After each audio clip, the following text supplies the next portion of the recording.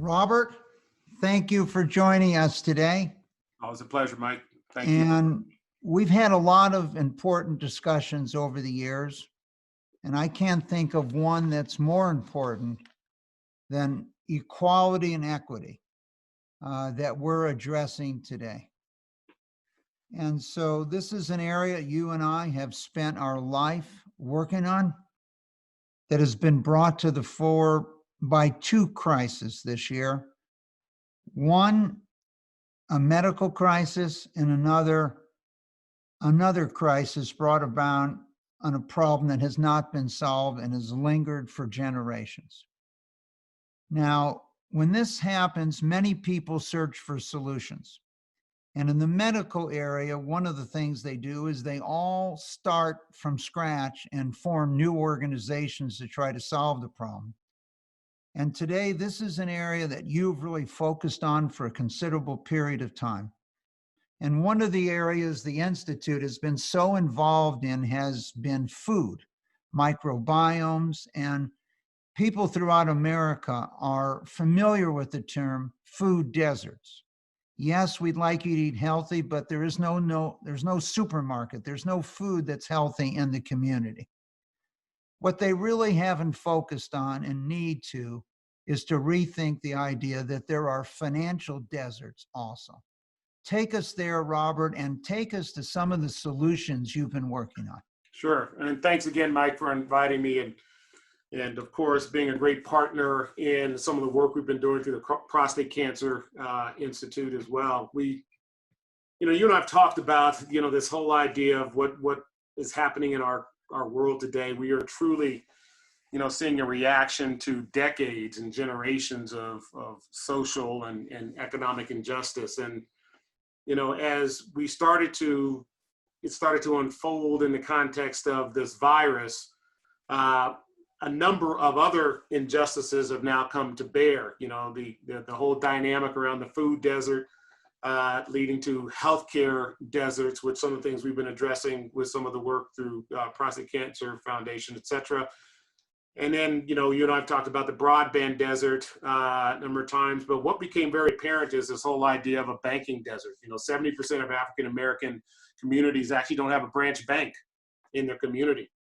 And as the U.S. economy started to shut down because of the shelter at home, shelter in place, a number of these African-American businesses were deeply affected, just like they were in the 70s when I was growing up and going into my early teenage years.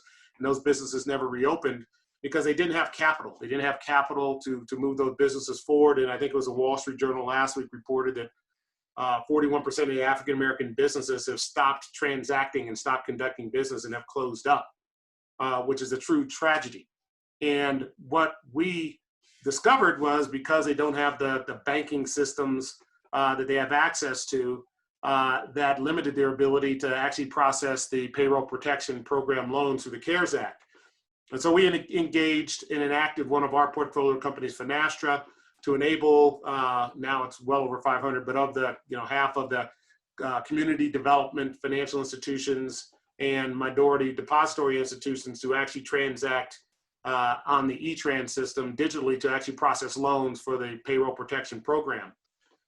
And look, like all things, I think we're fairly successful given the amount of time that we had and effort, and we were able to carve out now $10 billion to finish up the PPP process for that tranche, which ends at the end of June.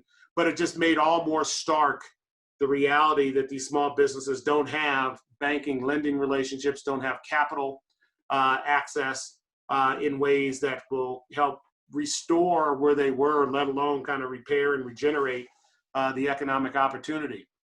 Robert, let's put some numbers on it. Sure. How many Black-owned, African-American-owned banks out of 47 or 5,000 are there? Yeah, so there's basically 21 of those banks, and when you look at the capitalization of really the CDFIs, MDIs, credit unions, they have about $5 billion in assets versus the overall banking infrastructure of 4,700 banks with 20 trillion. So that it puts it in context how not only underbanked in terms of capital, but underbanked in terms of reach. Again, 70% of these neighborhoods actually don't have branch banks that are available to them.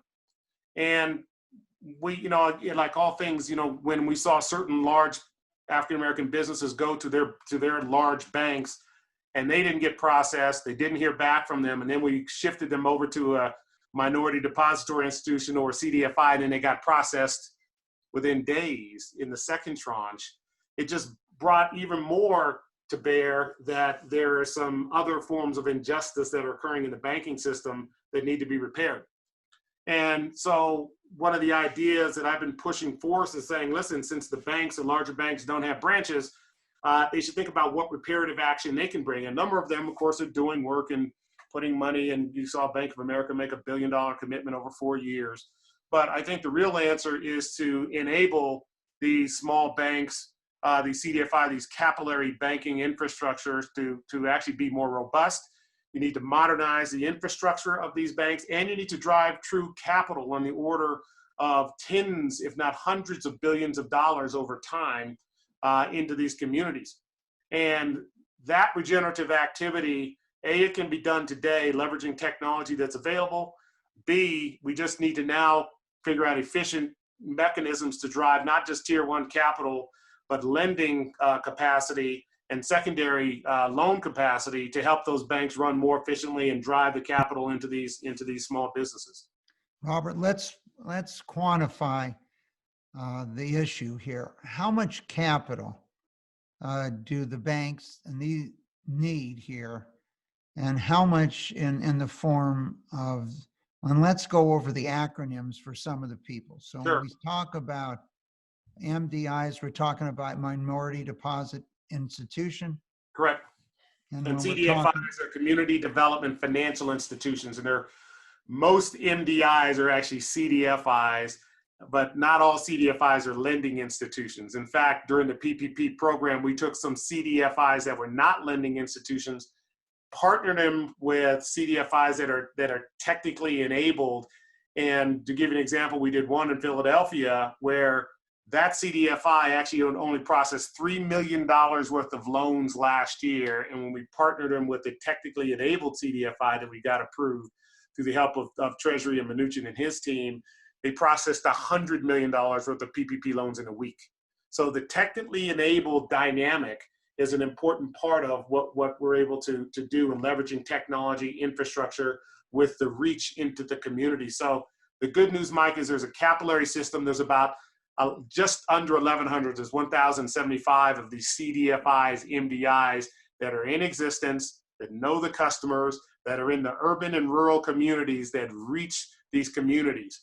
They just don't have necessarily the technical capability, so they need some technical training. They need the modernization of their infrastructure.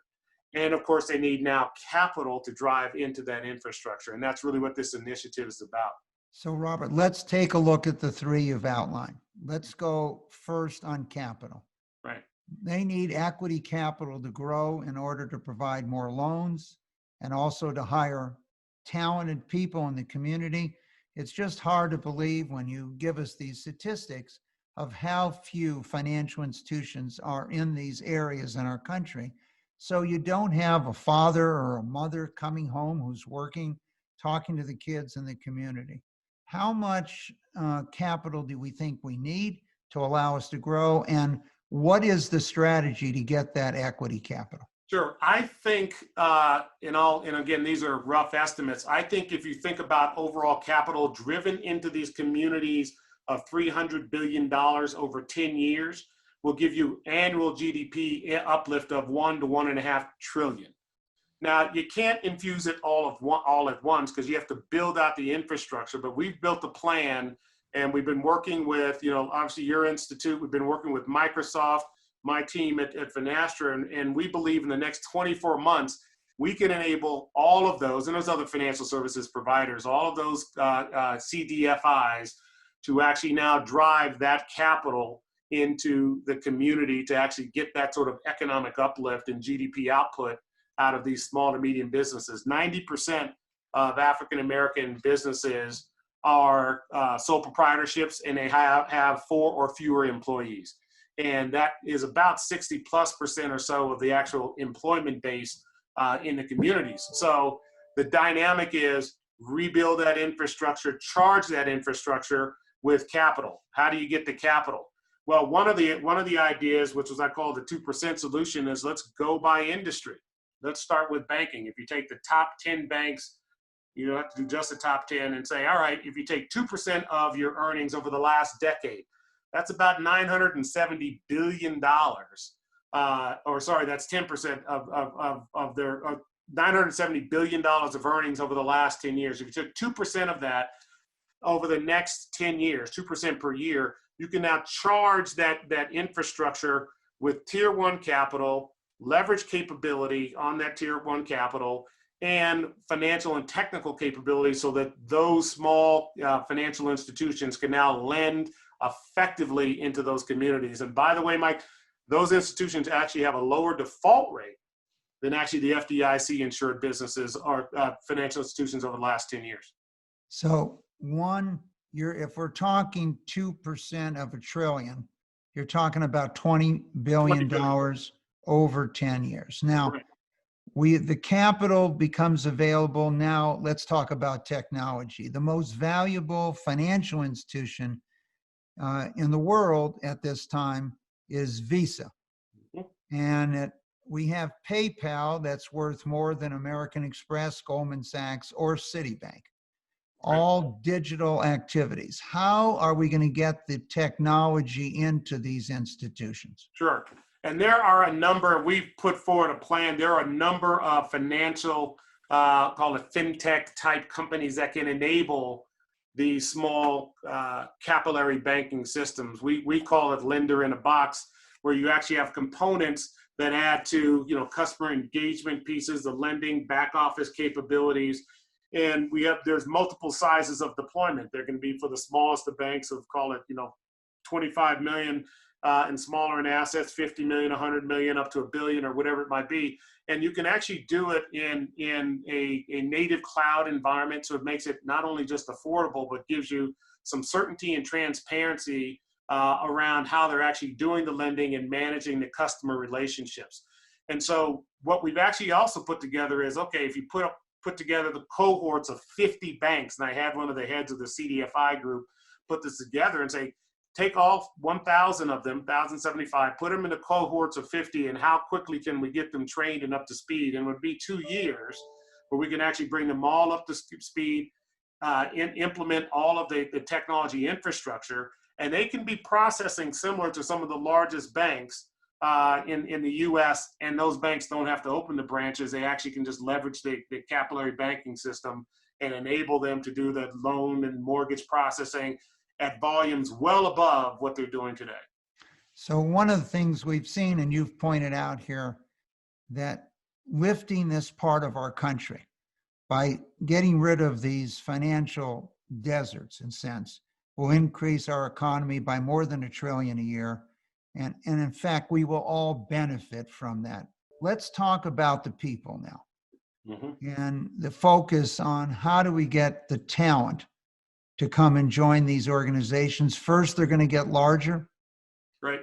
And if we truly have financial deserts here, we're going to have to get this talent and recruit it to work for these organizations as they grow. What do you see the steps in that area? Sure. I think, again, one of the first things to do is, as you bring the training systems in, is to create also mentoring relationships. So it isn't just go to these largest banks and tap them for 1-2% of their net income. It is also, now let's pick some partners, partnering relationships, mentoring relationships, to help not just the bank managers run those businesses, but also help them develop their pipeline of talent from those communities who will actually be operating in those financial institutions. We have a pipeline, and we'll talk about this a little bit later, of young STEM trained or graduates who are coming out of HBCUs, for instance, that can go naturally into these organizations, get trained not only in the financial institution, but also work with these mentoring organizations so they can build their own capability to expand the personal opportunity as a professional in those banks, but also the bank's opportunity to reach out to the community more adeptly. So, Robert, let's look at it. It's really a three-part program. One, equity capital, and it's going to have to be structured so they remain minority banks. Correct. Just they can't become the majority holders, so you're going to need a structure there. Two, technology, and three, mentoring.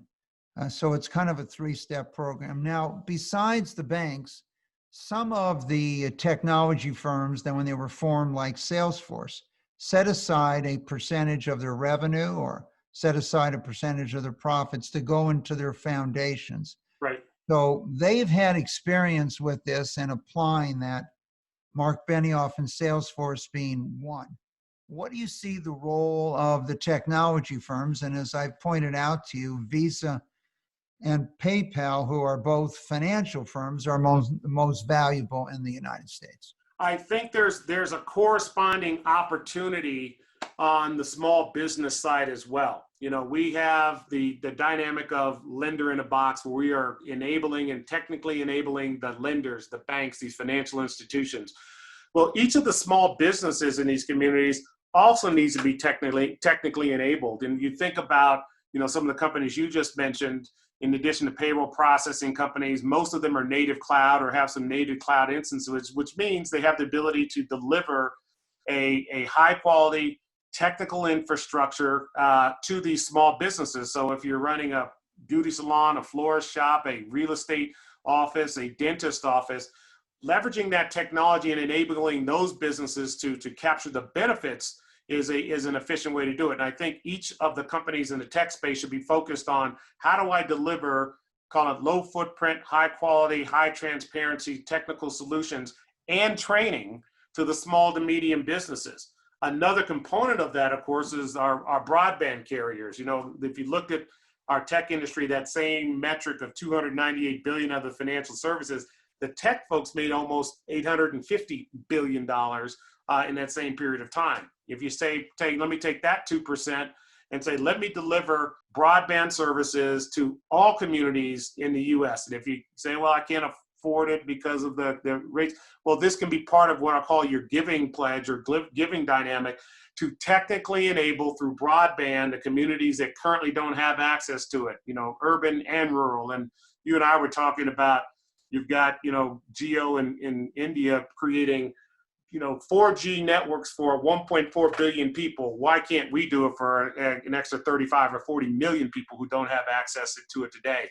We have the capabilities. We have the technology. We clearly, you know, these large companies clearly have the capital. We just need to funnel it into the right sort of channels of delivery to enable it. When you have the broadband infrastructure, you can now technically enable those small businesses, and you have the ability to deliver educational systems to those communities as well. We ran into that problem with PPP, or when we went to shelter from home, our company Power School, we said, listen, there's a lot of kids who are out of school. Let's go to the communities who actually, you know, who may not have the Power School instance. We offered it, and then we found out a lot of them didn't actually have broadband capacity in urban environments. And so partnering with the carriers to deliver that and install it full time should be another part of the process. The broadband desert needs to be addressed in this metric as well. So Robert, I know more than a generation ago, we discovered when we went into schools, this was a challenge, and leveling the educational playing field required getting access to broadband and others. But let's turn to probably the most important element here. And part of this session with you today, I really want to have people focus on a call to action. Yeah. There was a lot of graduates that didn't get to go through a ceremony. They really never got closure, and maybe their summer job or maybe their permanent job is not there. And whether it was in high school or whether it was in college. And so the question here is, many people, thousands, are going to try to figure out, well, how do I develop an intern network? How do I develop a mentoring network? How are we going to accelerate jobs? And just like as I spoke earlier, we don't need another 1,000 Alzheimer organizations, even because the disease is so devastating. let's see what's in place. And I know you've worked on this for a very long period of time. What is in place already? Right. And so any of Want the to get involved in internships, mentoring, job placement? So Mike, great question. And, as you know, and I'm glad that you have a number of CEOs on the call here and the call to action. I was a little disturbed weeks ago. I heard a number of our young people saying that their internships were being canceled. And this is the exact wrong time to do that. We built a platform called InternX, and it's really designed to onboard African-American, Latinx, and women STEM students into internships. We now have 170 business partners, everyone from AIG, Cisco, Dell, et cetera, and 12,000 students in our pipeline. And we've also built 640 modules for learning management to help these interns think about, address, engage in the internship process. And we've also built a handbook for companies to say, how do you actually manage and maintain a virtual internship? And I think, that process is probably one of the most important things that any executive on this phone can do today, is figure out how many interns you have and frankly, double, triple, quadruple that number, expand your mentoring capacity in that context, do it virtually, because if you have engaged citizens who are of that, late 20s age group, it's better that they're engaged here and thinking about what business opportunities and access to the American dream than being idle at home. And I think, as you and I talk, this is probably one of the most important things that executives to do, and do it in a way that it enhances your ability to manage diversity and advance young people of color in this country into the great, American, capitalism system. That's one of the most important things that we can do today. Robert, I think you've underlined an important point, and that is capitalism, inequality was being challenged before this year started. And the COVID crisis has pointed out even more inequality that exists, and that we haven't solved these problems of racial discrimination that have gone on for decades. And so to me, it's like the old advertisement when I was younger called the Fram oil filter. You might remember it. You can pay us now or pay us later. And I think the challenge that you've given us is that the cost to our society and the challenge to the free enterprise system, if we don't address it today, tomorrow, next week, the cost is going to be substantially larger a year from now. I'd like to just pull up the slide you referred to, showing the loss of jobs, just that one slide, because it is so telling. When you spoke about that 41% of all these small African-American businesses are essentially out of business at the moment, and that it struck the African-American community more than it struck any other community. So it shows you can see here that the loss of jobs for the entire country of this type of businesses, loss of businesses, was 3.3 million. And for the country, the actual was 22%. But as you pointed out, in the African-American community, it's 41%. In the Latinx community, it's 32%. And so I just think this is a call to action we need to respond to. And the point I wanted to make is that you've built these platforms already. Companies don't have to go out right now and say, okay, how can I build this platform? What can we do? You've built it and it works. And in building the largest software firm with your partner, Brian Sheff, over the period of time, you've learned a great deal. How could I, if I was a company, engage with you in this mentoring internship platform that you've already created? Right. Easiest thing, you can first just go to internx.org or just call us. Call me, and we will get our team to engage immediately. Like I said, we've got 170 business partners that we're working with, 12,000 plus, and it's increasing every day as interns are understanding what we can do. And we have handbooks and capacity, digital capacity, to show you how to actually bring these folks on. Look, you also have to do your job to train your mentors, your supervisors on what it is. And we have learning management systems for that. So they can actually go through the same sort of training to say, how do I handle a virtual intern? How do I handle an intern who comes from a background very different than mine?